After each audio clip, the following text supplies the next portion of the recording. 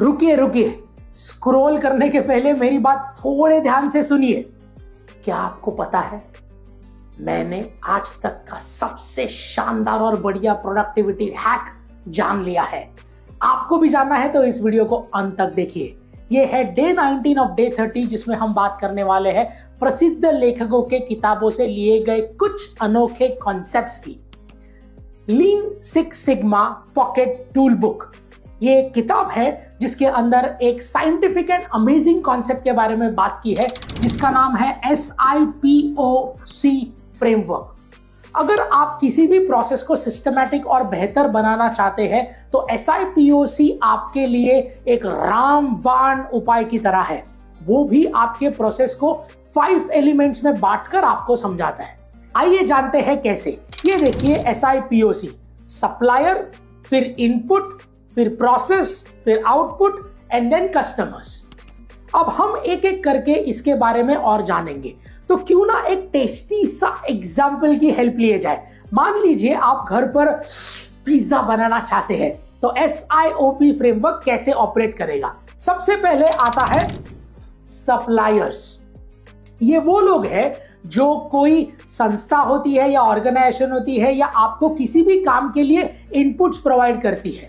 Pizza बनाने की बात करें तो सप्लायर्स की कैटेगरी में आएंगे फार्मर्स, ग्रोसरी स्टोर्स या कोई भी दुकान जहां से आप प्रोक्योर करेंगे मटेरियल जिससे आप पिज्जा बनाना चाहते हैं। उसमें चीज भी आ गया, वेजिटेबल्स भी आ गया, डो भी आ गया, एक्सेट्रा एक्सेट्रा एक्सेट्रा।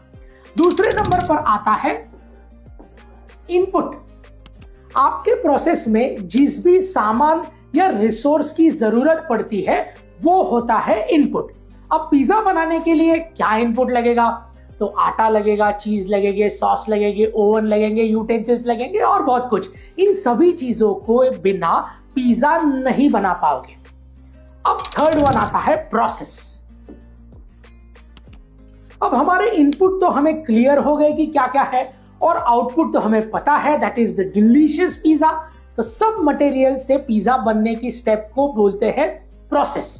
जैसे सबसे पहले ओवन को आप प्रीहीट करेंगे, फिर आटा गूनेंगे, फिर सॉस डालेंगे, फिर चीज, वेजिटेबल्स, फिर और सारे टॉपिंग्स डालेंगे और पिज्जा आप ओवन में प्लेस करेंगे। और लास्ट में सबसे बेस्ट चीज जो है वो है पिज्जा को स्लाइस करेंगे और आप सर्व करेंगे और मजा उठाएंगे पिज्जा का।